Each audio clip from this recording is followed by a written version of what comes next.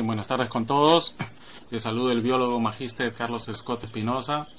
Hoy voy a tener la oportunidad de agradecerle al Partido Morado de Barranco una charla relacionada a lo que son perspectivas del COVID-19, un alcance científico.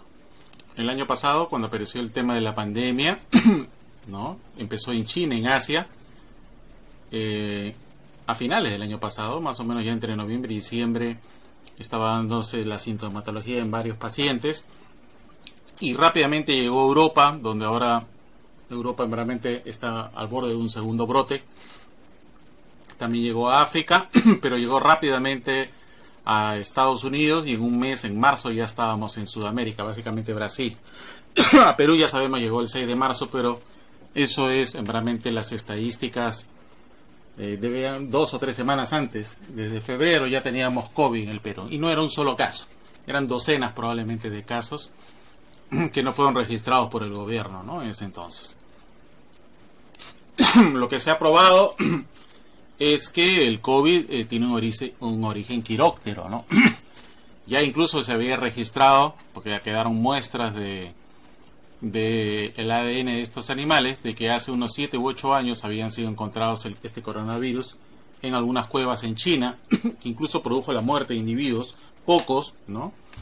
Y bueno, es una consecuencia probablemente de invadir ambientes silvestres, ¿no? Donde antes no transitaba el ser humano, ¿no? Actualmente, estas son al día de hoy, tenemos 40.000 muertos por semana. Dicen que está bajando el número de muertos, sí, probablemente, pero no se dice mucho el tema de contagiados, ¿no? Las curvas no son muy halagueñas, ¿no?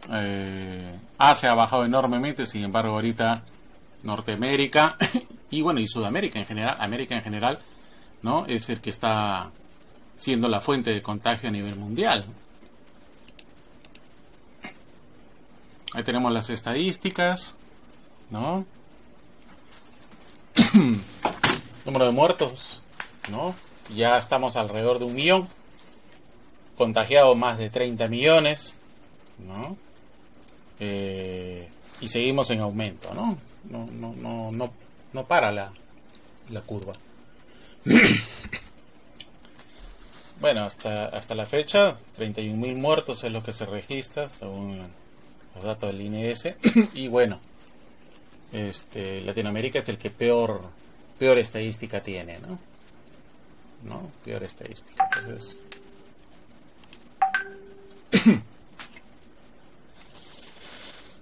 según los reportes del MINSA, tenemos esto, ¿no?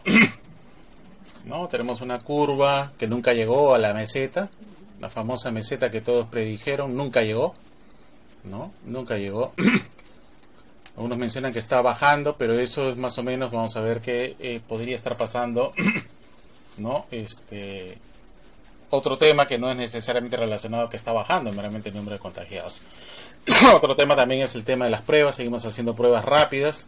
Otros países hacen las pruebas moleculares, claro, son más caras y tardan un poco más, pero son más confiables. Los falsos negativos simplemente es lo que ha venido a distorsionar toda la estadística que nosotros conocemos actualmente, ¿no? Si hacemos un análisis, en verdad Perú está teniendo está en primer lugar en cuanto a número de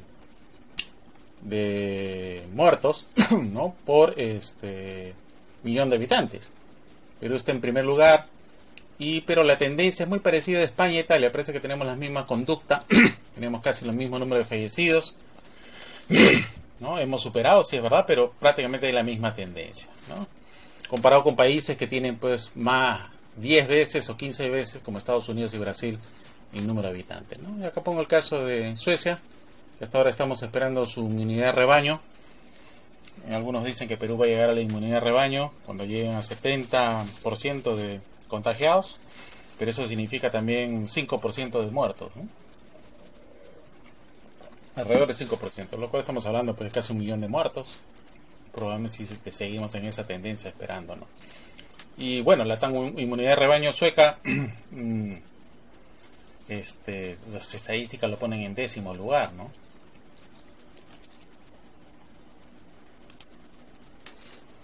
Esa es la tendencia. Si ustedes observan, ¿no? Perú supuestamente ha bajado, luego ha vuelto a subir, pareciera que hubiera dos picos. Sin embargo, ustedes observan España e Italia también bajaron y están volviendo a subir. Ellos hablan de un segundo brote a fin de año. Si esa es la tendencia, ¿no? Si esa es la tendencia, probablemente la curva sea así en verdad, ¿no? Que esto es un vacío por la mala toma de muestras, las estadísticas realmente que no son las mejores. Y podríamos estar teniendo la misma tendencia, ¿no? De subir, bajar y volver a subir, ¿no? Y con mayor fuerza porque hay mayoría, ¿no? Esto debería estar sucediendo más o menos a principios del 2021. ¿Será la misma tendencia? Ante una segunda ola, Perú en los meses de principios del 2021 estaría ante una segunda ola. La sintomatología del COVID básicamente es otro tema. Se pensó que era solamente una enfermedad que causaba problemas pulmonares. Pero hoy sabemos de que eso no es así, ¿no? Ya sabemos, en verdad, la persona se muere porque, bueno, el COVID ataca los alveolos, se produce una inflamación, los glóbulos blancos se acumulan, mueren, se producen mocos, muchos mocos, obstruyen realmente las vías respiratorias y finalmente el individuo se queda sin oxígeno, ¿no? Tiene dificultades para respirar y si se agrava el cuadro acaba muriendo, ¿no?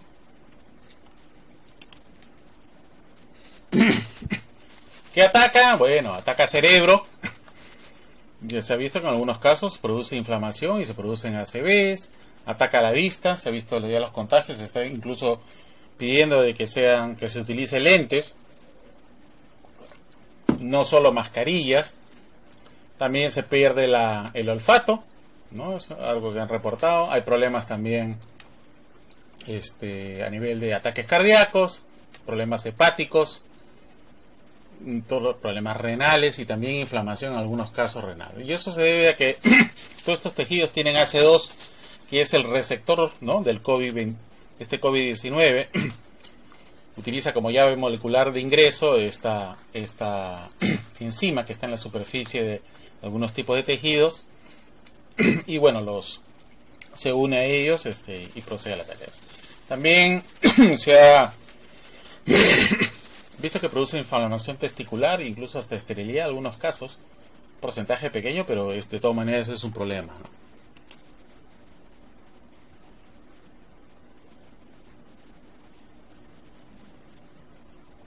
¿Cómo ataca el COVID-19 a la célula, ¿no?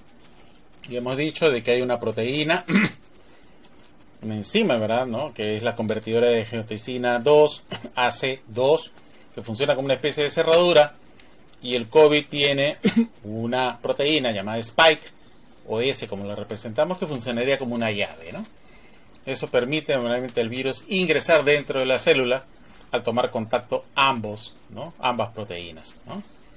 Un aspecto interesante es que el AC2 es un vasodilatador que afecta a nivel el sistema cardiovascular, más no un tema inmunológico, ¿no? Sin embargo, que se ve afectado es el sistema inmunológico de la persona infectada.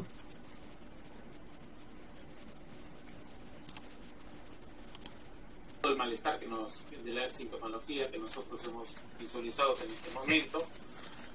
Lo interesante es que, bueno, para los científicos este AC2 está muy asociado a un tema de vasodilatación, o sea, está muy relacionado al tema de presión. No es necesariamente un tema inmunológico, ¿no? Es una cosa bastante curiosa. Es un virus que no ataca necesariamente, sino que utiliza como puerta de entrada un tema de una enzima relacionada a presión, ¿no?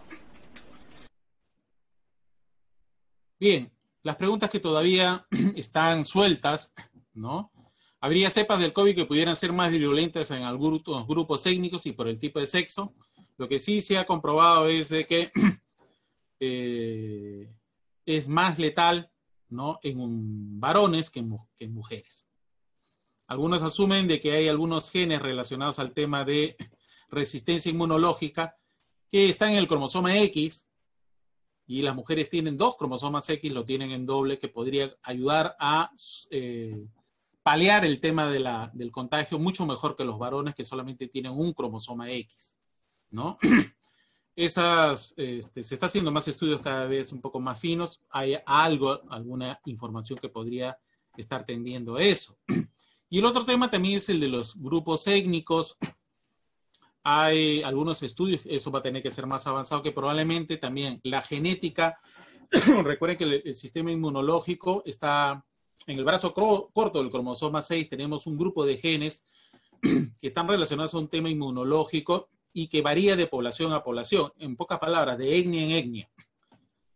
Podría haber, la pregunta es si podría la etnia de una persona determinar que sea más susceptible al COVID. Pues parece que la cosa, en algunos casos sí, va por ahí, ¿no? Que habrían etnias que podrían no se enfermen en la misma proporción que se enfermen otras.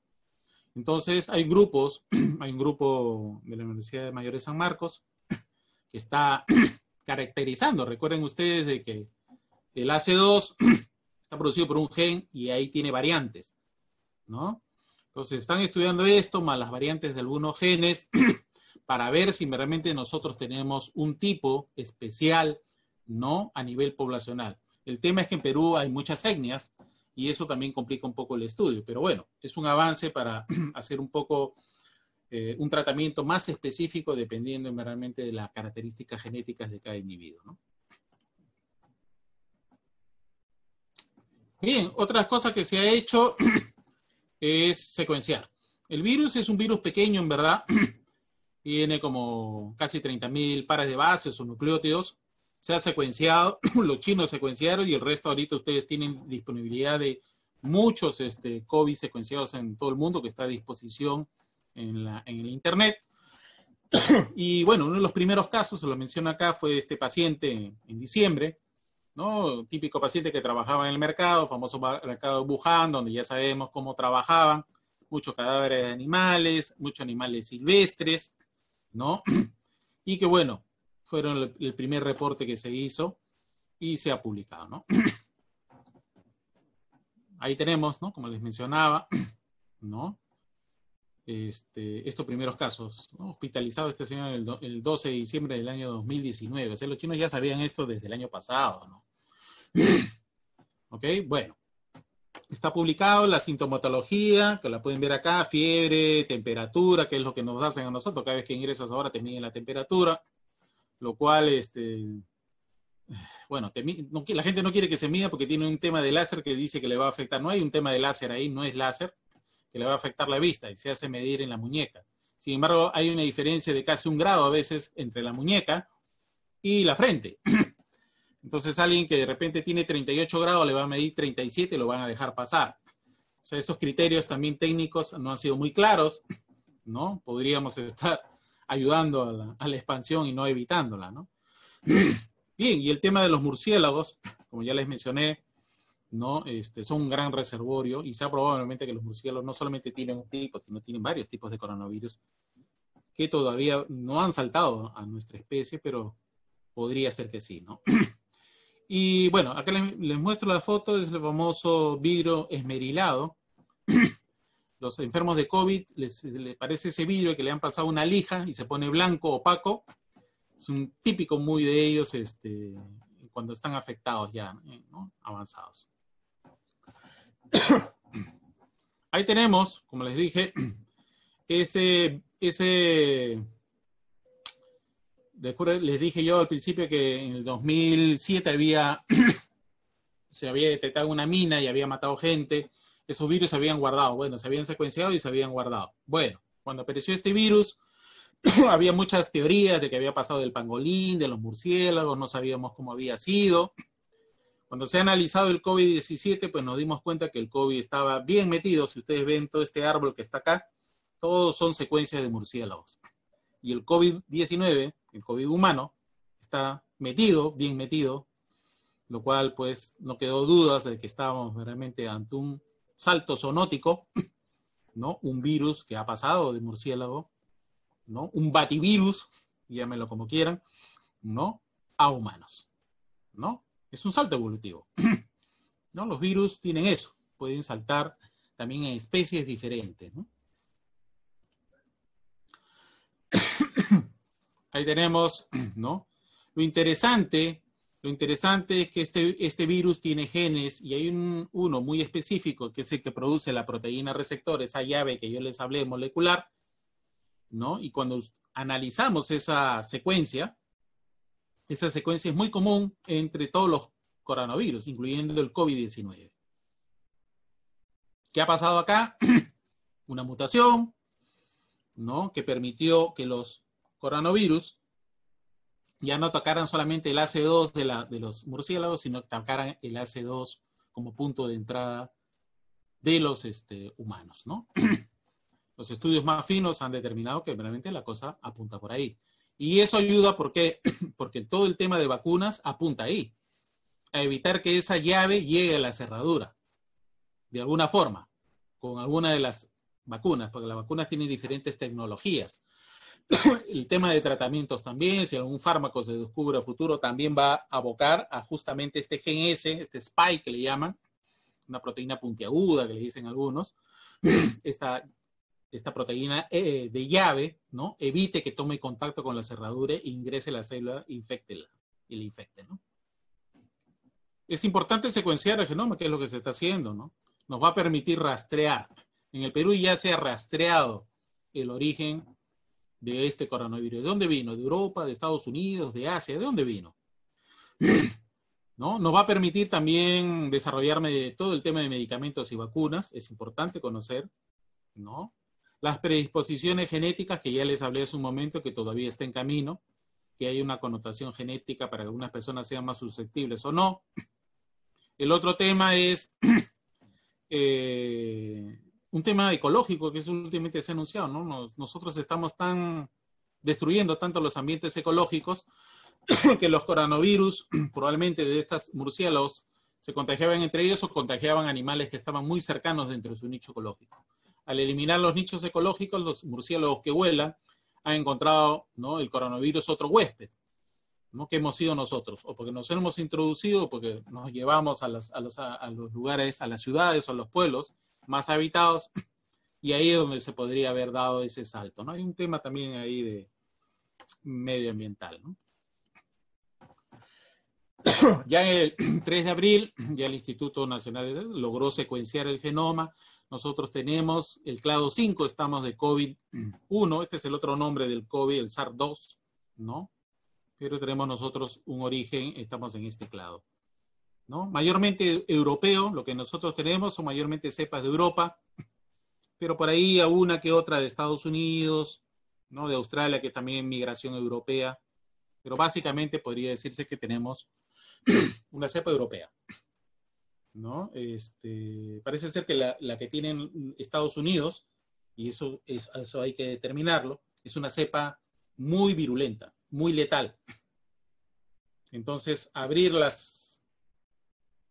los aeropuertos y hacer que ingrese gente de Estados Unidos podría no ser lo más recomendable, hasta que tengamos una certeza realmente de qué cepas tienen, ¿no? Ya las cepas se comienzan a diferenciar, ¿no? Y sobre todo su letalidad y virulencia, ¿no? Otro que me hacen una pregunta y me han hecho mucho la pregunta es el tema de los animales, ¿no? El tema de los animales. Bueno, acá la mala noticia para estos animales que están ahí, estamos hablando de cerdos, estamos hablando de hurones, bisones, gatos, tigres, perros y algunos primates no humanos, hablando de chimpancés, por ejemplo, es que nosotros los contagiamos, más no ellos a nosotros. Hasta ahora no se ha dado el camino a la inversa, para buenas noticias de nosotros, pero nosotros sí. Por ejemplo, las granjas de bisones, que ustedes saben, los bisones lo utilizan para sacar esas pieles caras que hay en Europa, pues muchos criadores de bisones han tenido que ser sacrificados, muchos bisones han sido sacrificados, perdón, en España y en Francia, porque son un reservorio. Pero el tema no acaba ahí, ¿no? Sino que está pendiente siempre un salto evolutivo, ¿no? Si este coronavirus saltó de murciélago humano, ¿en qué momento saltará de cerdo, de perro humano? ¿No? Todavía no tenemos la respuesta, pero siempre es un peligro latente que hay que tomar, ¿no? Yo me imagino que si vamos a suponer que los gatos se llegaran a infectar y los gatos infectaran a los humanos, ¿cuál debería ser la estrategia para cortar el contagio ahí. Lo que antes se hacía, ¿no? La perrera se llevaba al perro y no lo volvías a ver más. Tendría que ser un plan obligatorio de que todos los gatos sean sacrificados. Hacer un diagnóstico de gatos, si apenas alcanza para hacer un diagnóstico con nuestra economía en Perú, los humanos, hacer un diagnóstico de todos los gatos, no. Yo pienso que tenés una medida de repente, claro, algunos dirán cruel, otros necesaria, hacer un tema de eutanasia, ¿no? Esperemos que eso no pase. Mucha gente, claro, tiene el tema psíquico con el tema de sus mascotas, ¿no? Pero si eso llegara, pues tenemos un montón de animales silvestres, no, animales domésticos, el tema de los gatos callejeros, incluso los perros callejeros, ¿no? Eso es una cosa que no debemos tampoco descuidar, ¿no? Hay que bajar la guardia en eso. El otro riesgo, ¿no? Tenemos severamente los felinos y los rumiantes, ¿no? Acá si ustedes observan, ¿no? Vacunos y gatos son los más candidatos a que pase un coronavirus a humano. Hablando de animales domésticos. En algo la oveja también. Pero rumiantes en general con los felinos, ¿no? Pero el otro caso que se está dando, y es toda una alarma, es de que si el chimpancé, los gorilas, estas especies de acá que están en peligro, en zoológicos, o están también, a veces los tienen también en centros epidemiológicos para hacer estudio, han tenido que cerrar el ingreso de humanos. Los humanos que trabajan con estos primates para hacer investigación tienen que estar protegidos para proteger a los animales, porque se pueden contagiar de coronavirus. Nosotros en verdad somos el peligro, más no en sí el animal, ¿no? Y vemos, miren ustedes, hay animales, incluso delfines, ¿no? Que pueden contagiarse de coronavirus. Entonces podríamos transmitir la enfermedad nosotros a poblaciones de animales silvestres, ocasionando todo un tema epidemiológico, ¿no? Terrible para ellos, y algunos de ellos vulnerables incluso, ¿no? El elefante africano, miren ustedes, este peligro de extinción, sin embargo, también está en la lista, ¿no?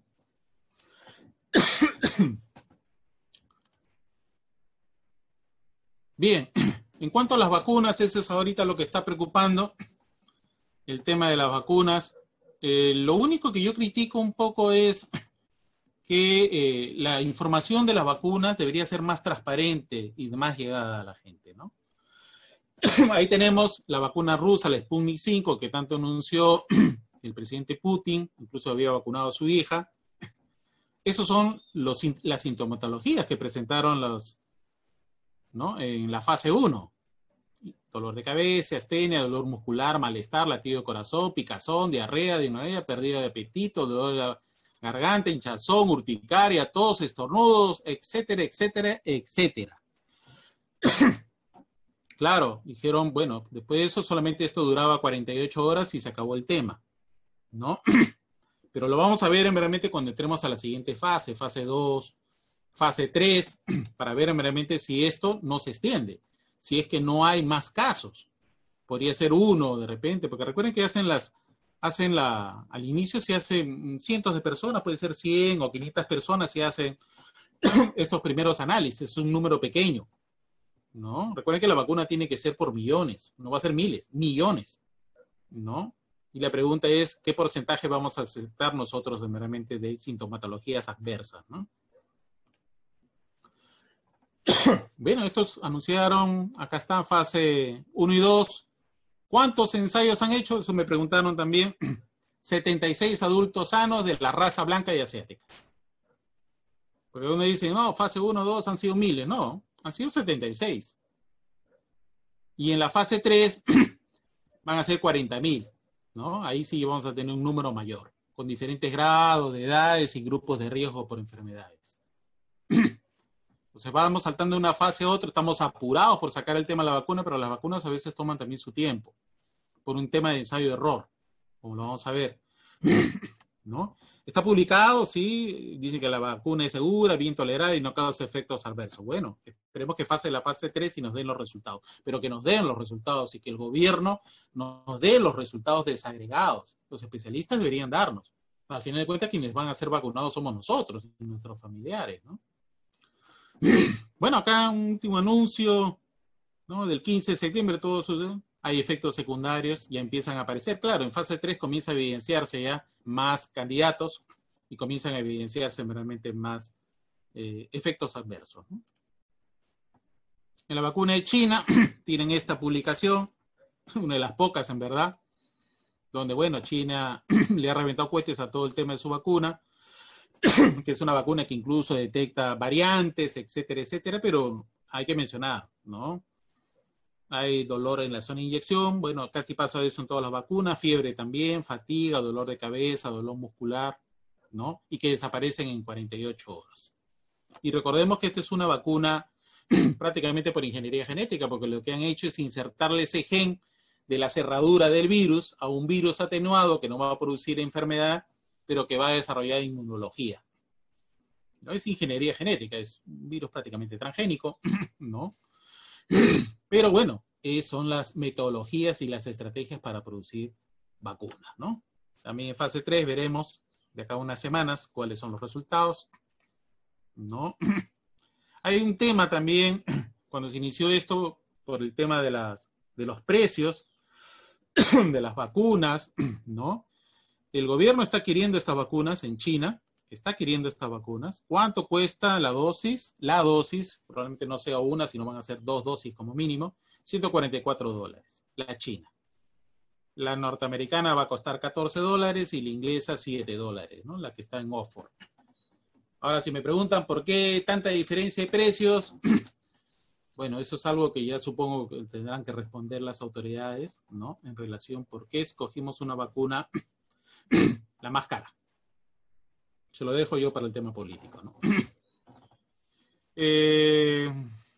Bien, los chinos remetan de que hay un 98% realmente han respondido muy bien al tema, ¿no? Pero queremos más información, no solamente un artículo. Queremos más data. Tenemos que estar informados. Eso es dinero del Estado público. Tenemos que estar informados realmente de que nos informen realmente las cosas buenas, las ventajas y las desventajas. Esperamos que estos resultados pues los den pronto, ¿no? Eso sí, por un tema de transparencia. ¿Cómo va la de Oxford? Bueno, ya hemos tenido un poco de 48 horas, algunos dicen que eso es lo aceptable, hemos tenido un efecto secundario, otro efecto secundario, neurológico, ¿no? No hay ninguna publicación, solamente este tema, se ha estado probando en 18,000 personas, ya entrando en fase 3, pero algunos especialistas dicen pues que, bueno, tenemos 2 casos con efectos adversos, un tercer caso, y que sea asociado a una enfermedad neurológica producida por la vacuna, ¿no? Podría suponer ya el fin de la investigación. Ya no sería una tendencia, sino sería probablemente un problema ya adicional de la misma vacuna. No echarle la culpa necesariamente a los pacientes, a los voluntarios, sino al mismo diseño de la vacuna. Esperemos que no. Esperemos que no. Pero los científicos tienen que dar una respuesta de esto. Lo tendremos probablemente en las próximas semanas. Acá estamos, hay 9 vacunas que están en fase 3. El resto hay como 100, esto es de la Organización Mundial de la Salud, como 146 proyectos se cuentan en fase preclínica y 36. Preclínica es en experimentos en animales, básicamente in vitro, y 36 que ya están en fase clínica y que van a pasar la fase 1, 2 y 3, que es la que realmente esperemos que superen, ya la 4 ya cuando ya la vacuna ya se masifica totalmente. Pero hay muchas empresas de diferentes partes del mundo que están en camino, que probablemente también lleguen a fase 3, y mientras más ensayos tengamos, porque esto es un tema de ensayo-error, más tengamos, pues en algún momento tiene que resultar alguna, ¿no? El problema no es eso, el problema es la rapidez con la que queremos obtenerlo. Queremos obtener vacunas que de repente tardan 3 años en obtenerlo en 3 meses. Bueno, pero ¿cuál es el riesgo en el camino, no? Efectos secundarios, o lo peor aún, que si alguien se ve muy afectado, tenemos un tema de antivacunas también. Hay gente que va a decir, no, yo no me voy a vacunar, así haya la vacuna. Y eso de cambiar ese chip de esas personas es un peligro, ¿no? Porque la gente entra en miedo y el miedo causa un poco de irracionalidad, ¿no? Entonces, hay que hacerlo con pies de plomo, ¿no? Pisando firme.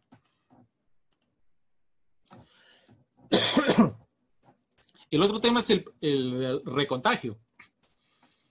¿Nos podemos contagiar otra vez? O sea, te sanas, te podrías volver a contagiar de COVID, lo que pregunta la gente de la calle, ¿no? Que el tema de la inmunidad colectiva por rebaño no sea tan cierta, ¿no? Estas pruebas de fase 3 te va a probar de que la vacuna te va a durar 3 o 4 meses o te va a durar un año. Los chinos hablan de 2 años. Pero una vacuna ideal es de que te dure por lo menos un año. Cada año te vacunas. Bueno, tendrás que volverte a vacunar. Pero una vacuna que pierdes inmunidad en 3 meses significaría vacunarte 3 o 4 veces al año. Eso es un costo enorme y una estrategia para combatir la pandemia para algunos países inalcanzable, ¿no? Entonces, ese es el otro tema también. Se ha encontrado por algunos... En España se hizo un estudio bien largo, grande, donde ellos asumían que realmente el tema de los que no desarrollaban inmunidad bordeaba el 5 al 10% de la población. O sea, va a haber personas que por más vacuna que le pongas, no va a desarrollar inmunidad. ¿Qué vamos a hacer con esa población? Va a seguir susceptible a la enfermedad. Entonces tenemos que buscar también estrategias, ¿no? Para las personas que no respondan al tema de la vacuna, ¿no? En mediano plazo, ¿no? Porque si no vamos a seguir con el problema dando vueltas, ¿no? En el sistema, ¿no? Esa es la otra pregunta que lo vienen haciendo desde inicio de año. ¿Cuánto va a durar esta enfermedad, profesor? ¿Cuánto tiempo vamos a estar con COVID? ¿Cuánto tiempo voy a estar sentado detrás de mi computadora? Llevo ya para 8 meses. Algunos incluso, preguntaba la otra vez a mi farmacéutico, vienen mucho a ponerse inyección acá, profesor, por un tema de estrés. Casi paranoia, me dice. Que no soportan el encierro, ¿no? Bueno, está jalando una serie de problemas sociales y el tema también de salud pública, ¿no? Pero, por ejemplo, Estados Unidos ha sacado un último artículo, ¿no? Vamos a tener que mantener un distanciamiento social prolongado hasta el 2022. O sea que el 2021 verdaderamente va a ser no muy halagüeño. Y mencionan de que probablemente en el 2024 podríamos tener un resurgimiento del contagio. Lo dice el país que está más contagiado en el planeta, ¿no? O sea, esto por eso podría estar durando años. Sí. De repente ya no con un brote grande, pero sí con mini brotes regionales que van a obligar a cerrar. Estalló en tal región, cierren esa región. Eso nos causa problemas sociales, económicos, que ya lo hemos visto. Entonces se va a tener que estar como un bombero apagando incendios, pequeños incendios en el bosque, para evitar de que esto se propague y queme todo el bosque. Eso es una política del Estado que también lo van a tener que asumir los próximos gobiernos. No solamente este quinquenio que viene, sino los próximos gobiernos, ¿no? Como una política de Estado. Y ahí tenemos, bueno, algunos errores, sí, yo considero, es una opinión personal, pero creo que muchos lo comparten. El famoso martillazo, ¿no? Lo que se planteó era el martillazo, el baile del salón. El martillazo era bajar esa curva que ustedes ven ahí en la gráfica. Confinamiento, aislamiento, detección rápida. Ya. ¿Llegamos a la meseta? No llegamos a la meseta jamás. El martillazo no tuvo su efectividad en 3 meses por X motivo. Y estamos en un baile de salón, donde estamos bailando con el COVID, ¿no? Nuestra pareja es el COVID y seguimos bailando con el COVID, cambiando, y este COVID va cambiando de pareja en pareja, ¿no? Eso es lo que le llaman el baile del salón, ¿no? ¿Ok? Algunos errores que yo considero, 6 de marzo, me acuerdo porque fecha de cumpleaños de mi señora madre, primer caso. Sin embargo, ¿no? Sin embargo, ya para fines de marzo teníamos 1.065 contagiados. Eso significa realmente que no teníamos contagio desde marzo. Deberíamos haber tenido desde febrero, y no uno, sino probablemente docenas. La medida, si querían realmente, debe ser, mientras más temprano lo hagamos, más rápido cortamos el tema. Pero sin embargo, miren ustedes, a finales de mes ya teníamos más de 1.000 para el gobierno. 17 días después del primer caso. Incluso el tema de la cuarentena debió haberse aplicado antes, tal vez, ¿no? Si hubiera sido de repente asesor del señor presidente, le hubiera dicho, señor presidente, aplica ahorita la cuarentena en febrero, si ya tenemos noticias del COVID desde enero, pero mucho no se tomó. Mientras más tardes en tomar la decisión, es peor. Incluso, esto yo lo tengo acá, el gobierno quería abrir el 4 de mayo las clases presenciales en las universidades, en los colegios. Y la verdad que ahí yo personalmente sí tuve problemas, incluso con mis colegas y con miembros de las universidades, porque ellos hasta el último momento era que vayan no cerrar las universidades. Y decían que no se iba a cerrar y que debían ir y dictar sus clases. Yo me imagino que hubiera pasado si hubiéramos ido, ¿no? Hasta que el gobierno sacó un decreto, ¿no? Pero aún así quería, el gobierno, el 4 de mayo, quería que se abran los colegios y universidades. Y bueno, el otro tema es el uso de las mascarillas. ¿Cuándo se decretó el uso de las mascarillas? El 3 de abril, casi 30 días después del primer caso reportado. Si el principal medio del cual debíamos proteger era el tema de las mascarillas. Me pareció una medida muy tardía de que el gobierno realmente 30 días esperara para decir que las mascarillas eran obligatorias. ¿No? Bueno. Bueno, y el otro tema es con el tipo de mascarilla también. Tenemos mascarilla de todos los tipos. Ahí yo les pongo la foto de las mascarillas. Cuando no hay mascarilla, miren ustedes cómo avanza el virus. 3.6 metros puede avanzar en un minuto la expansión. Esto está probado científicamente. Entonces, si yo me distancio de una persona 1 metro o 2 y está sin mascarilla, es probable que me contagie. Muy probable, ¿no? O sea, ¿cuál es el riesgo de no usar la mascarilla? Ya está recontraprobado. Ahora, el tipo de mascarilla, ¿no? Mientras usamos mascarillas caseras, miren ustedes, la propagación es mayor, ¿no? Hemos visto mascarillas en el Perú ahí de todas las calidades, ¿no? Cosidas, sin coser. El protector plástico, miren el famoso protector plástico. Yo no uso protector plástico. Yo uso mi mascarilla y uso lentes cuando salgo a la calle. Se va por los costados o abajo, la persona que respira o habla fuerte, se va el virus. El único que te protege bien son las mascarillas que ahorita cuestan 80, 90 soles, las N95, sin tapón. Sin tapón, ¿ah? Porque si ustedes quieren viajar al extranjero, hace poco viajó un sobrino, pedían bien claramente las mascarillas, las N95, las que son caras, sin tapón. Porque por el tapón se escapa el tema del virus.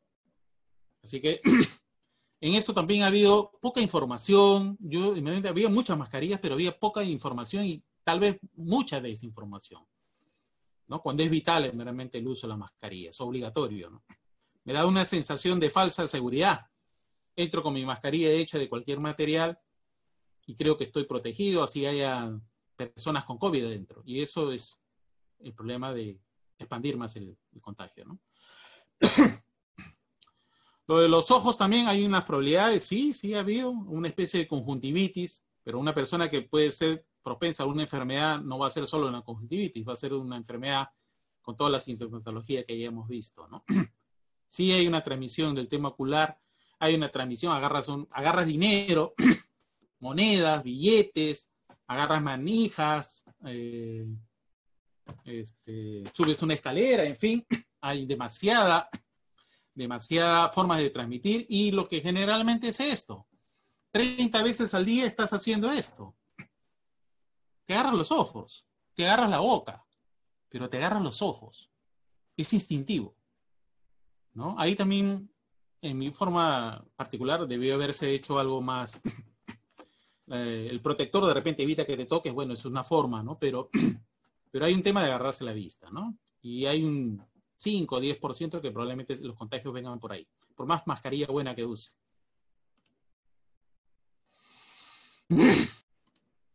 Bien. Yo les agradezco por su atención. Alex, esto de la ciencia ficción no es nueva. Yo les recomiendo. Esto fue una película hecha acá en Perú.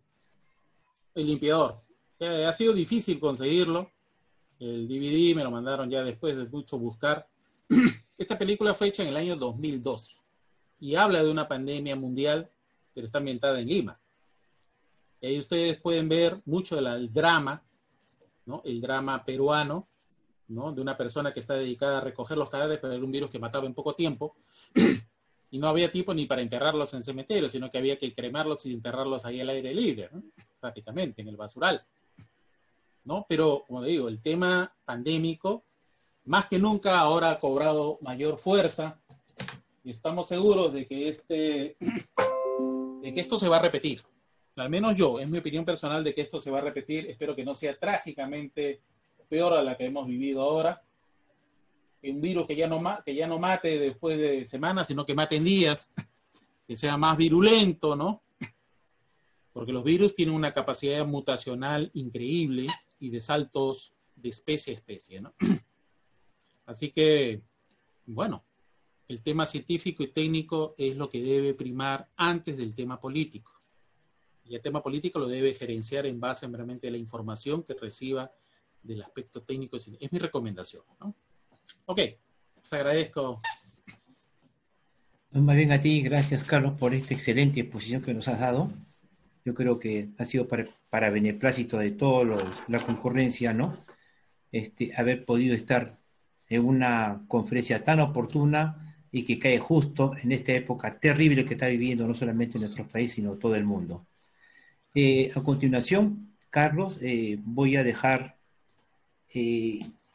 por favor, la persona que quiera preguntar, que quiera intervenir, levanta la mano a través del Zoom o con un mensaje para que el administrador de los mensajes de la zona pueda formular la pregunta. Entonces quisiera darme yo el premio de honor con las preguntas, Carlos, si me lo permites. No, claro que sí, por favor. ¿Por qué a tu libro lo has titulado COVID-21? ¿Por qué le has puesto el número 21? Pensé que no me iban a hacer la pregunta. No. Es, claro, COVID-21 y no COVID-19, ¿no? Que es el nombre común que se le conoce a este coronavirus. Es porque lo estoy ambientando el próximo año, ¿no? Una cosa así. Lo estoy ambientando en el futuro. Podría ser COVID-21 como podría ser COVID-30 también, ¿no? Para llamar un poco el tema de la atención, ¿no? De que pensemos de que esto realmente va a ser la última pandemia que vamos a tener nosotros. No, ¿no? Vamos a tener probablemente pandemias hasta de repente hasta menos de 10 años.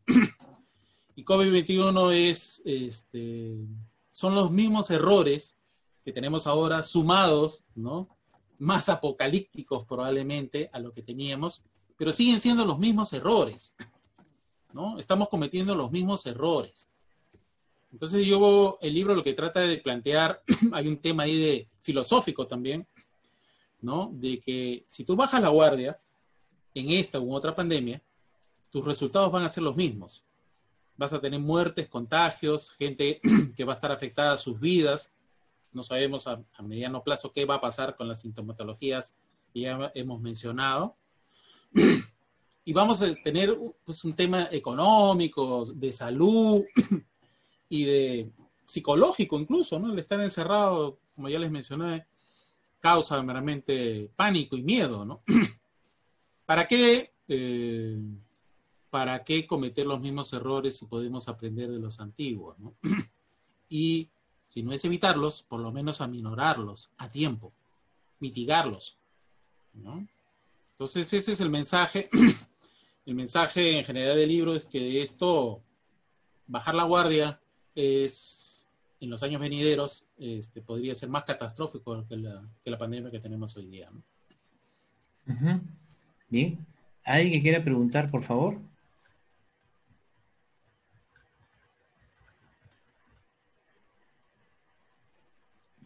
Pregunta Lisette.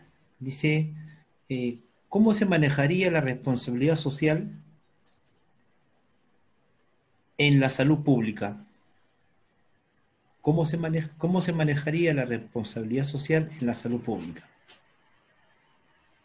Bueno, es una pregunta bastante interesante porque el tema social, empezando que es variado, ¿no? Entre sociedad y sociedad, incluso nuestro comportamiento a veces, vamos a suponer Lima y el resto del Perú, ¿no? Tiene una realidad diferente. Somos realmente los mismos ciudadanos, pero nos comportamos a veces diferente, ¿no? Acá en el Perú lo que yo veo trágicamente es de que todo tiene que hacerse con leyes o normas y multas, ¿no? No usa mascarilla, multa, ¿no? Entras al bus, no te dejan entrar porque no tienes determinado implemento, ¿no? Lavarse las manos tiene que ser una connotación llevada con un reglamento, una técnica, cuando eso es algo, un principio tan básico, ¿no? Como comer todos los días. Tenemos que realmente los peruanos estar sujetos a una constante desobediencia civil ante un problema que nos afecta a todos, o es porque realmente pensamos que lo que me afecta a mí o lo que no me afecta a mí simplemente ya no me interesa, ¿no? Hay un tema muy egoísta ahí que ha hecho que realmente lleguemos a una situación pues que no se le puede decir que todo el gobierno tiene la culpa, sino que hay una cuestión ya, un chip, ¿no? Un gen ahí medio egoísta de parte de la población peruana a no acatar, ¿no? Hasta que no me afecte, hasta que no me enferme, hasta que no se muera un pariente mío, ¿no? Yo necesito una ley, un reglamento para que guíe nuestra sociedad. En otros países no. Por ejemplo, ahorita Asia, si ustedes ven Japón, Corea, Taiwán, China, han bajado casi a cero ya. ¿Y lo han bajado por qué? Porque para ellos el que salga un dispositivo de que todos entran en cuarentena y tienen que mantener el distanciamiento y tienen que protegerse y proteger a su prójimo, no necesita una ley necesariamente. Es un tema de servicio a la patria. Es como ir a la guerra por tu país. Y esa es la forma que ha pensado el asiático, ¿no? En nuestra cultura occidental no ha pasado eso, ¿no? Miren lo que está pasando en España, Italia. Los familiares que tengo allá ya están anunciando que probablemente fin de mes, la próxima semana, prácticamente que viene el invierno, los meses fríos, van a cerrar toda Europa. A Francia, a Holanda y España no pueden ingresar peruanos.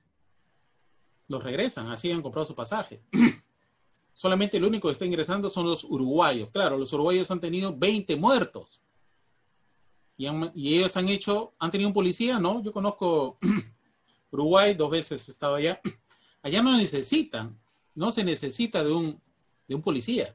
La gente ha obedecido, hay una obediencia civil ante un problema que afecta a millones. Eso es una sociedad, ¿no? Que responde a eso. Por eso que Uruguay puede entrar a Europa y el resto de América no. Pero bueno, han hecho las cosas bien, ¿no? El tema social, cambiar el chip del tema social peruano no va a ser fácil. Eso es educación desde la básica. Hablamos de la familia, ¿no? Entonces, esperemos también que eso, no sé si el tema del COVID lo vayan a incluir en la historia peruana de acá a unos años, sería bueno para que no cometamos los mismos errores, ¿no? Pero bueno, gracias por la pregunta, es una pregunta bastante arista de respuesta, ¿no? La siguiente pregunta que nos hace Héctor Marín es la siguiente. ¿Llevan alguna estadística de las personas con algún recontagio? Pues parece que no. Yo no las he visto. Si alguien las tiene, por favor, facilítenlas. Porque esa es una pregunta, es una muy buena pregunta y es una pregunta suelta, ¿no? Porque el tema de recontagio va a afectar todo, ¿no? Si haya o no haya una vacuna, va a afectar todo, ¿no? Y va a afectar, pues, que de repente la persona, como le digo, le da una falsa apariencia de seguridad, o porque no tiene el COVID, o porque cree que ya pasó, ¿no? La sintomatología, y que no se va a volver a contagiar. Entonces, eso es un dato importantísimo que va a tener que ser, como esto del tema del COVID nos ha caído tan rápido, ¿no? Probablemente tardemos algunos años en resolver realmente si la cosa es así o no. Lo cual también va a tener que determinar la política de salubridad de cada país. ¿Qué va a pasar si realmente tenemos recontagiados o hay un porcentaje pequeño, de repente 5 o 10% de recontagiados, pero son recontagiados? Se les va a tener que aislar, se les va a tener que seguir, hacer un seguimiento hasta que se recuperen totalmente, etcétera, etcétera, ¿no? Eso es ya un problema al problema, ¿no? Bien, siguiente pregunta, gracias por responder. Pregunta Jorge Moscoso. ¿Bostezar, también nos deberíamos tapar la boca al momento de bostezar? Cualquier cosa que exhale aire. Hablar, exhala virus. Gritar, lo que se ha probado desde que lanzas a más distancia el virus, ¿no? Cuando dos personas, eso me pasaba en el seguro, ¿no? En el seguro había personas de la tercera edad que se ponían a discutir y gritaban, ¿no? Gritaban. Entonces, la probabilidad de que el virus tenga un mayor distanciamiento es más probable, ¿no? Entonces, el tema de bostezar no lo he medido, pero sí hay un tema de exhalación ahí, ¿no? Hay algunos ya videos, han hecho grupos japoneses de Finlandia, también el que les mostré de Finlandia, donde ya no te queda duda, realmente, el tema de la transmisión por aire del coronavirus. Al principio no, recién la Organización Mundial de la Salud ha dicho que esto es un virus aéreo hace un mes y medio, ¿no? Pensaba que era un virus que salía y se caía al piso, no, se queda flotando mínimo 20 minutos, y lo que yo supongo, para mí, es de que yo entro de repente a una panadería, una bodega a comprar, y las personas que tuvieron COVID 20 minutos antes, que hablaron, está flotando su COVID, ellos ya no están, pero yo estoy expuesto, ¿no? Entonces, bajo esa premisa, es que trato meramente de, bueno, reducir las probabilidades, ¿no? Yo no me voy a esa panadería tan cerrada, me voy a otra bodega más abierta, camino un poco más, ¿no? Y me protejo. Yo salgo con lentes. Yo no salgo solamente con mascarillas, salgo con lentes. El tema del antifaz para ambientes cerrados creo que no me parece que protege, y lo vemos, ¿no? En los videos, si ustedes los pueden ver, ahí están los links. Te vas a dar cuenta de que te sirve o que no te sirve dependiendo de las circunstancias donde estés, ¿no? Pero vale la pregunta de tomar, voy a averiguar lo del bostezo, está muy buena la pregunta. Sí, bueno, vamos a agilizar un poquito la dinámica. La siguiente pregunta es de Giovanni Vilcarino Ceballos. ¿Cuál es su opinión? ¿Perdón? Sí, es un exalumno, lo conozco, Giovanni. Gracias por la... ¿Cuál es su opinión acerca de la elección de la vacuna china por parte del gobierno peruano, sabiendo que existen otras vacunas a menor precio? Bueno, es una guerra de precios, ¿no? ¿Estás comprando caro porque es bueno? Cuando uno va a un supermercado, compras y algo le pagas un sobreprecio, es porque el producto te agrada o es mejor que el que tú ibas a comprar más barato.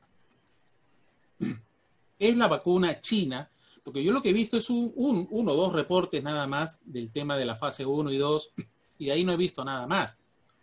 Basta un paper o dos papers para decir que realmente esto es efectivo. Esto es un tema de ensayo-error. Y el otro de la decisión de comprar el gobierno la más cara, porque al comprar la más cara, lo que vas a hacer es comprar menos dosis para vacunar a un quinto de la población, y el resto de millones de peruanos, ¿qué va a pasar? Si hubiéramos comprado de repente, vamos a suponer que la de Oxford, bueno, supere estás hablando de 4 o 5 veces más. O sea, podría vacunarse de repente comprando una más barata y efectiva, ¿no? Eso sí, previamente, y vacunar a todo el Perú. O vamos a vacunar un porcentaje. No me queda muy claro ese tema con el gobierno, como le digo, ha salido recién el día de ayer, de comprar dosis, pero no para todos. Y alguien va a preguntarse, pues le decir, ¿por qué lo van a vacunar al amigo Estrella, al amigo González, y no me van a vacunar a mí? Va a haber un tema ahí de discriminación por el tema de la vacuna, porque supuestamente la vacuna va a ser gratis, ¿no? Para todos. Pero a unos lo van a vacunar y a otros no. No tengo idea. Giovanni, de verdad que yo no tengo idea. Es una decisión gubernamental que a mí también me acaba de llegar, y lo veo con una cosa media no muy clara ahí, ¿no? Yo diría que debería comprarse la efectiva, pagarse el precio por la efectiva, y si tienes varias efectivas, bueno, escoger la que sea más masiva, la que se pueda vacunar millones de peruanos más, ¿no? ¿De qué me sirve que esté yo vacunado cuando mi vecino no lo está, ¿no? Creo que hay un tema ahí también, decisión gubernamental, ¿no? Bien, gracias por la respuesta, Carlos. Lice Ríos pregunta, ¿qué diferencia hay entre vacunas? ¿Algunas de ellas podrían ser letales? Bueno, es lo que están tratando de responder con la fase 3, ¿no? Si hay efectos secundarios, sí, probablemente. No creo que haya efectos secundarios cero, ¿ah? Debe haber. Va Para eso están dividiendo, incluso en la fase 3 ya dividen con no solamente individuos sanos a determinada edad, sino que están incluyendo probablemente también enfermos o susceptibles o de mayor edad. El tema de la letalidad es para eso, o sea, vamos por pasos, ¿no? Ya llegar a fase 3 es ya trabajar en miles de personas y tratar de eso de traspolarlo a millones, porque el tema de la vacuna estamos hablando de millones, no de miles. Hay un tema de ensayo-error ahí. Pero si una vacuna, por ejemplo, eso es una de las cosas que están alarmando, si la de Oxford ha tenido un problema neurológico, primer caso, y ahora tiene otro caso en 48 horas de otro problema neurológico, y si vuelve a presentar dentro de 48 horas otro problema neurológico, ¿el problema es la gente o el problema es la vacuna? Porque si es así, señores, volver otra vez a gabinete y volver a diseñar otra vacuna. Porque recuerden que el tema de la vacuna también es un tema comercial. Hay un tema comercial, nos gusta o no. Y todos los países están tratando de empoderarse y de sacar su vacuna lo más rápido posible, porque hay también ganancia económica en el proceso. No solamente para este año, sino que se va a tener que vacunar todos los años. Un mercado fijo, ¿no? Pero bueno. Listo. Gracias, Carlos, por la respuesta. Seguir con Dori. Aparte de felicitarte por la presentación, Carlos, hace la siguiente pregunta. ¿Qué piensas sobre la suma de estos problemas? Pandemia, más bacterias resistentes, más cambio climático. Pregunta grande. ¿Sí? ¿La tienes en el chat también ahí? Pregunta muy grande. Algo que de repente lo mencioné al principio, pero de repente lo volvemos a tomar desde que el tema del COVID te hace papilla el tema, vamos a suponer solamente a nivel pulmonar, ¿no? Tienes una reacción inmunológica fuerte, glóbulos blancos, presencia de mucus, y en el camino, bacterias oportunistas, ¿no?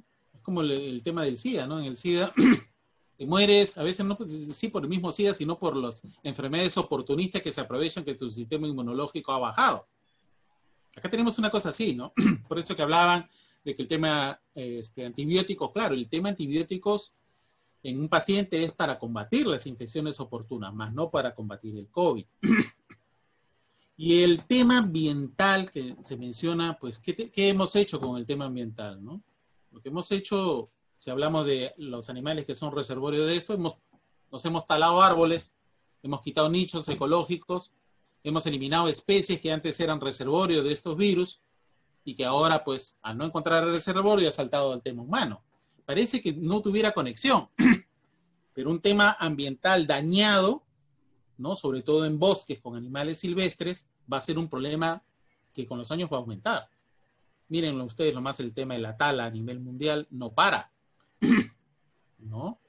Y vamos a tropezarnos con especies que probablemente tienen un virus letal, ¿no? O que pueda producir una pandemia que estaba circunscrita a una región, pero como nosotros estamos buscando recursos y buscamos recursos, nos topamos con ese virus y lo llevamos a la civilización, ¿no? Entonces, por eso yo menciono que el tema de la pandemia, esta no va a ser la única pandemia y no va a ser el único tipo de virus. Hemos tenido gripe porcina, ¿no? De aves que tuvieron brote y subieron y desaparecieron. Pero podría eso no repetirse, ¿no? O sea, ese patrón. Podría de un momento tener un segundo chance. Estos virus mutan también y poder, pues, tener una segunda oportunidad de producir otra pandemia, ¿no? No bajar la guardia. Estar constantemente estudiando, estar constantemente con el sistema de salubridad. Creo que en Perú y muchos países, pero Perú, lo que nos ha mostrado es que Perú hace 30 o más años, su sistema de alerta y de respuesta es obsoleta. Absolutamente obsoleta. Entonces, darle el tecnicismo y la parte científica, obviamente con la parte política, de que esto se tiene que reforzar, ¿no? Bien, Carlos, gracias por la respuesta. Tenemos dos últimas preguntas ya, porque si no nos quedamos hasta las 10 acá, Carlos. Si nos van a disculpar los asistentes, estamos más casi 36. Pregunta Vicky Nolasco. ¿Cuál cree que debe ser la respuesta y compromiso de la comunidad científica post pandemia? Buena pregunta. Ya lo dijo también un poco el colega Mala. Nosotros somos los más preparados para dar respuestas científicas y técnicas. Entonces, tenemos todo el bagaje para que nosotros crucemos la información entre nosotros. Eso es lo principal. Ha habido mucha desconexión. El tema de la virtualidad tiene un lado positivo también, ¿no? Nos hemos conocido. A veces ese científico que trabajaban al costado de tu laboratorio no lo conocías, porque eso da esa lluvia de ideas que finalmente pueden acabar siendo hasta una ley, ¿no? Muy buena para el país y para el beneficio de la sociedad. El otro es, y lo digo en una forma muy particular, es tener la valentía, no solamente tener el conocimiento, sino tener la valentía de decir, sin matices políticos, sin compromisos políticos, decir las cosas como son. ¿No? Señores gobernantes, esto va a pasar. No, pero, no, señores, esto va a pasar. Si ustedes no toman la decisión o son correctamente políticos, vamos a tener consecuencias. Y la gente muere por estas tomas de malas decisiones. Y los científicos tenemos que ya, sobre todo en el Perú, no aislarnos en el campo solamente y estar en nuestros laboratorios, sino que ya ahora creo que el COVID nos da la oportunidad de tener más toma de decisiones. Y esperamos también que los nuevos gobiernos o los diferentes partidos políticos tomen más en cuenta a su médico brujo, ¿no? Le hagan más caso. Le hagan más caso. Si ellos son los que tienen la información, ellos son los que pueden interpretar la información mejor y cruzar la información, pero al final la toma de decisiones debe ser mancomunada, ¿no? Para poder evitar que esto se repita, ¿no? Lo hablo ya de repente no en mi generación, pero las generaciones futuras no deben verse afectadas por decisiones que ya llevamos atrasadas décadas, ¿no? Décadas. Nuestro sistema sanitario no ha funcionado, hay que decir las cosas como son, como debía haber funcionado. Ha habido buena voluntad, sí, de hacer muchas cosas, pero si no tenemos las herramientas, si no estamos modernizados, si no cruzamos la información, si no interactuamos entre nosotros, entonces el esfuerzo se hace más pequeño. Y esto va a necesitar enorme cantidad de esfuerzo social para poder superar. Les voy diciendo realmente que este tema de la pandemia se va a repetir y probablemente con condiciones más trágicas si es que no tomamos las medidas necesarias. Es una advertencia, una tarjeta amarilla, ¿no? Bien, Carlos, muchas gracias. Bueno, ahora sí, me permite, Carlos, yo voy a cerrar con una pregunta en esta intervención. ¿Sí? Carlos, yo hace mucho tiempo atrás escuché a Marco Aurelio de Negri en un programa que él dedicó como algo premonitorio a los virus. Y él decía en su exposición que el biólogo francés Goddard editó un libro en el año 63 que se titulaba ¿Los virus son seres vivos? Así, entre signos de pregunta. Uh-huh. Y decían que la respuesta era que era una forma de vida entre la vida propiamente dicha y la materia inerte. Entonces, a sabiendas que el virus por sí solo no son nada, que necesitan de una célula para poder hacer algo, porque si no, no pasa nada. Entonces, ¿cuál es tu opinión, Carlos? Por favor, ilústranos. ¿Son seres vivos? ¿Son seres que se cristalizan? Que usted que eso no puede suceder cuando es a una temperatura a 0 grados. ¿Qué son realmente los virus, Carlos? ¿Cómo los podemos definir? ¿No? ¿Son materia inerte? Por favor. Claro, ahí la pregunta va, la gran pregunta, ¿qué es la vida en sí? La vida no se circunscribe solamente a respirar, a tener metabolismo. En verdad la vida se circunscribe a tener unidades informativas. Los virus, las bacterias y el resto de células que nosotros conocemos son unidades informativas, tienen material genético. El ácido nucleico, sea ADN o ARN, en este caso el coronavirus tiene ARN, tiene unidades genéticas, tiene información. Y no esperemos de repente llegar a otro planeta y encontrar ADN o ácidos nucleicos, ¿no? No, de repente encontramos otras unidades informativas. El concepto de biología o de vida no se circunscribe solamente a eso. Podríamos ser solamente una casualidad dentro de todas las casualidades que podrían existir en el universo. Somos unidades informativas. Y un virus es como tener un USB. Tú tienes un USB con una información, un archivo, qué sé yo, y lo tienes, y ahí tienes tu USB inerte encima de tu carpeta, pero cuando este USB lo metes en tu PC, toda la información podría alterar, ¿no? La información de tu PC y hacer que se transmita la información. Lo que hacemos en los bytes es transmitir información. Lo mismo hace el tema de la vida. Los virus, es verdad, son la mínima expresión de la vida, pero son unidades informativas. Entonces, los virus, digamos que tienen un pie entre lo inerte y lo vivo, o lo no vivo y lo vivo, ¿no? Pero siguen siendo unidades informativas. Cualquier ente que tenga unidades informativas puede ser considerado un organismo.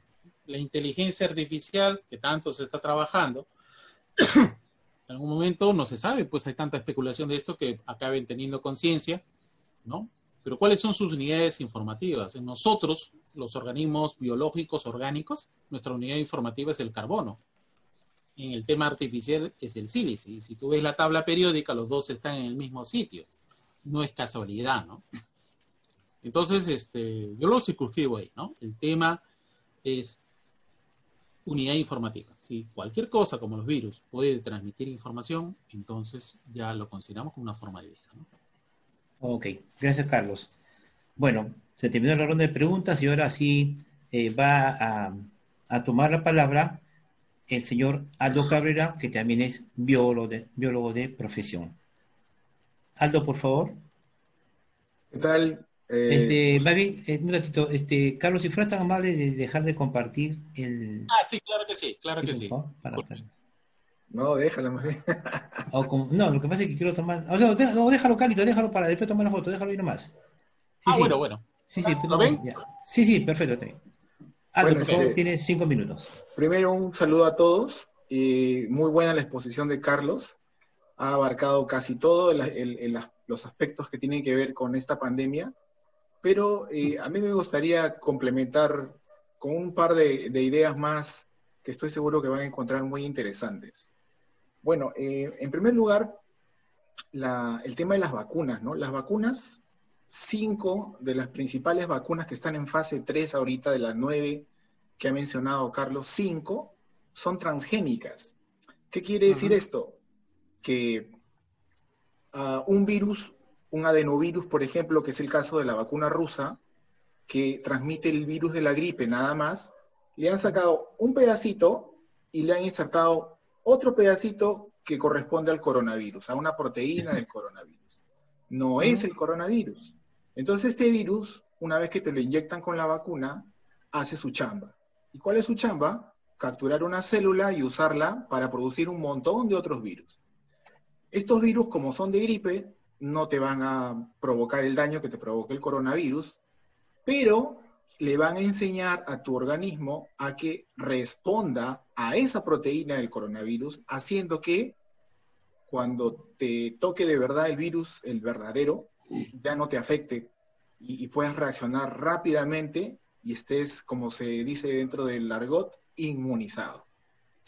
Ese es el principio de las vacunas. Y las herramientas de la biotecnología moderna han permitido no hacer solamente una, sino 154. Y entonces, la mayoría están, algunas en ensayo preclínico.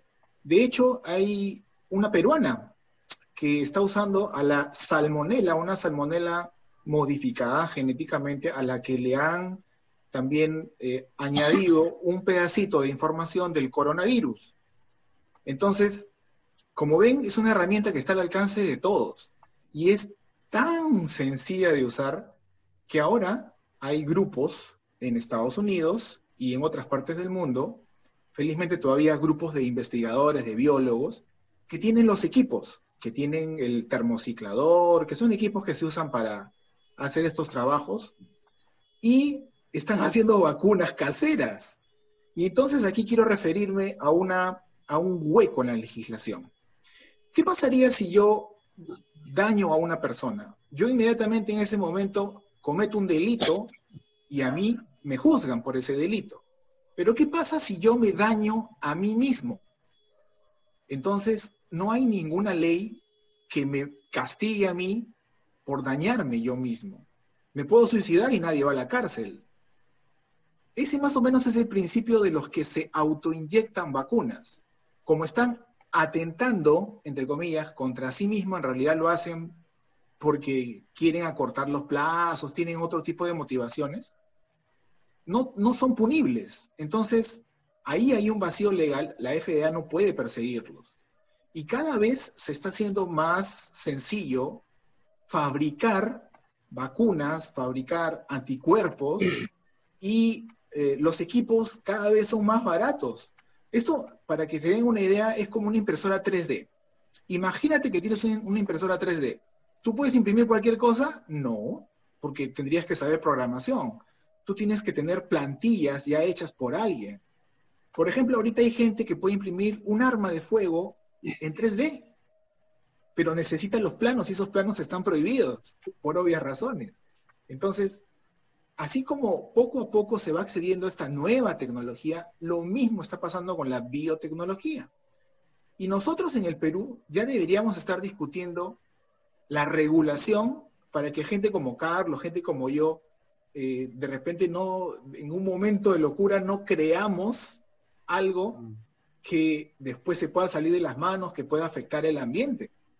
Tiene que haber normas, regulaciones que nos enmarquen para que podamos hacer estos experimentos, estas cosas con la debida ética biológica.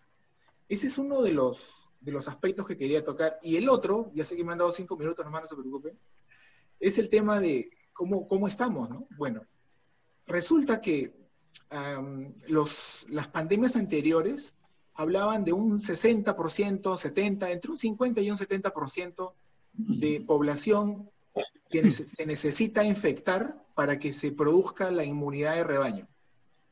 Pero resulta que hace poco, el 20 de agosto, han publicado, si gustan les puedo pasar el paper, un estudio que han hecho, que se ha publicado en la revista Science, que trabaja poblaciones heterogéneas.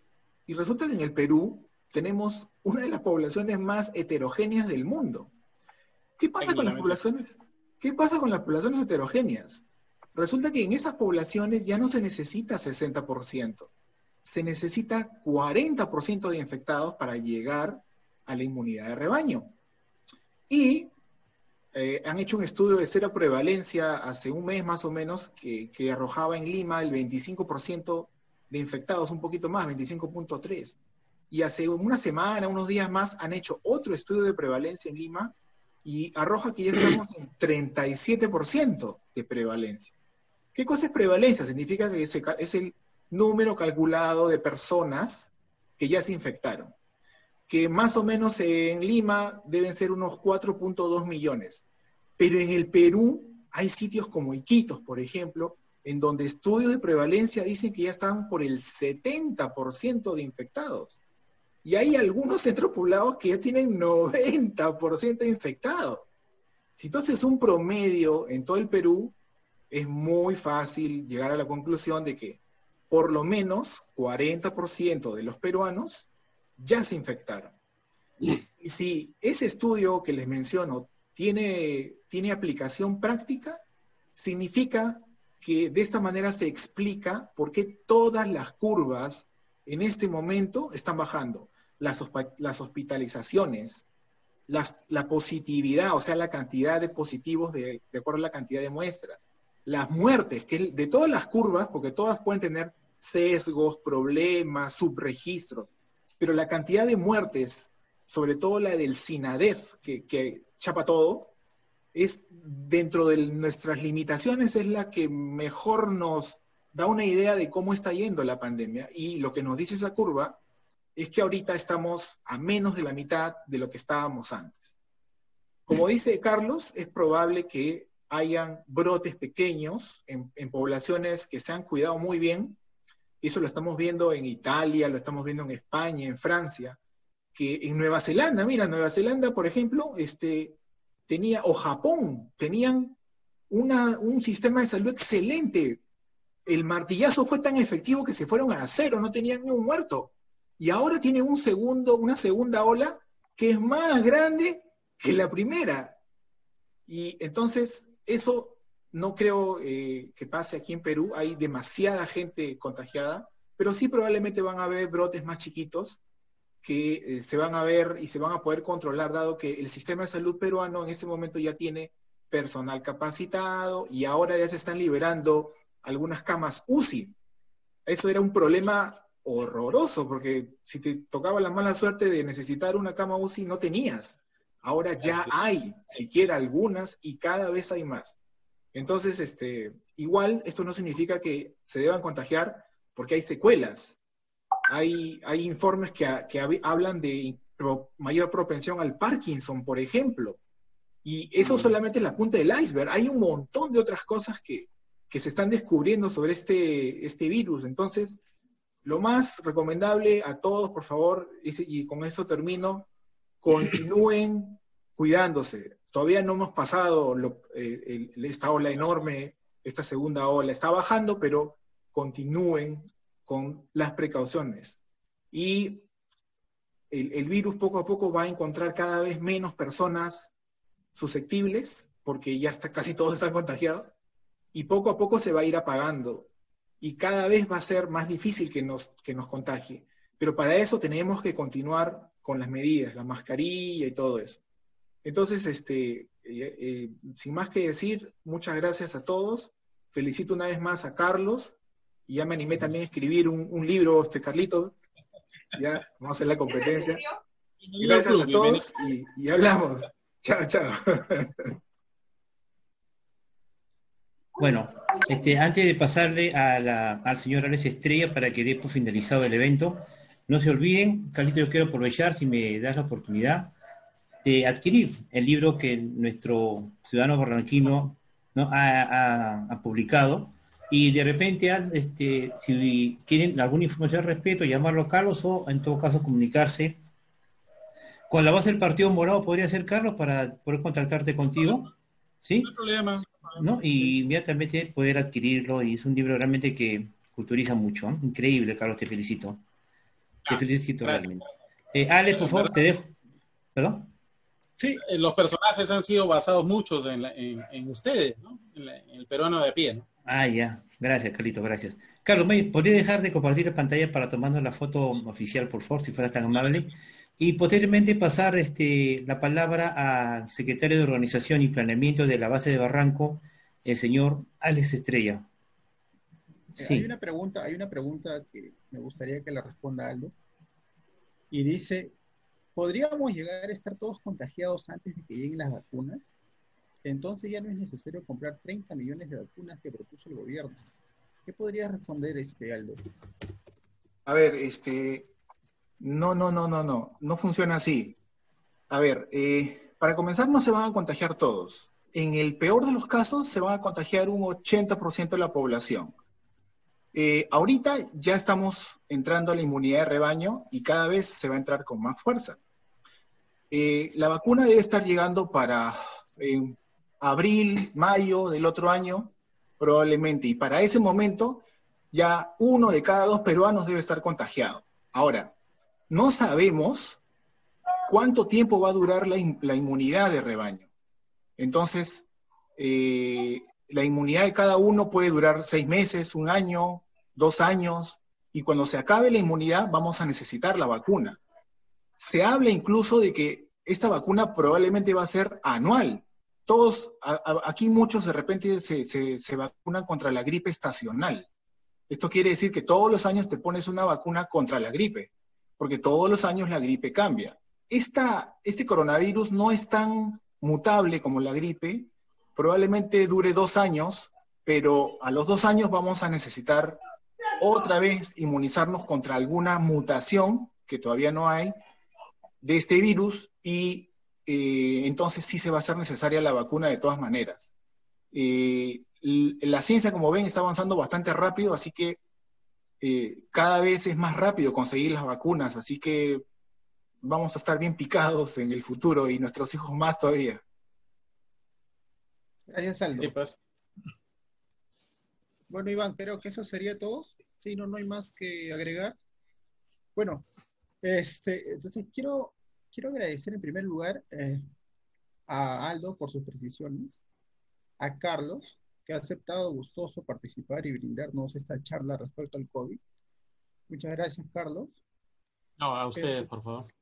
En segundo lugar, quiero agradecer la asistencia de cada uno de ustedes. Su presencia es importante porque así nos motivan a seguir realizando actividades. Quiero comentarle además que el trabajo que realiza el Comité Distrital de Barranco es un trabajo partidario, orgánico, y se alinea a la ideología que tenemos como partido. En ese sentido, nosotros seguimos o seguiremos realizando diferentes tipos de actividades que las daremos a conocer a través de la página de Facebook del Partido Morado de Barranco. Los invito a que de repente podrían ingresar y enterarse de las novedades que nosotros iremos posteando.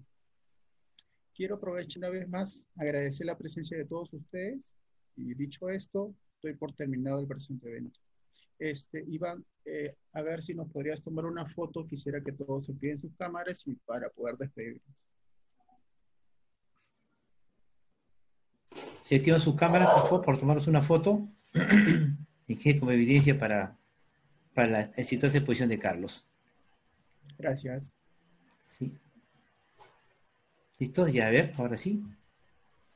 Voy a tomar la foto. Me espero un ratito porque son dos pantallas, porque son más de 30 participantes. Un ratito. Sale la primera, un ratito, por favor.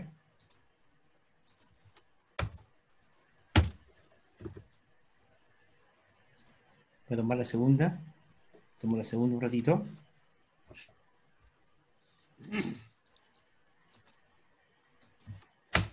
Bueno, Sí, muchas Carlos. Gracias, Carlos. Muchas gracias, Buenas noches. Aldo. Muchas gracias, Iván.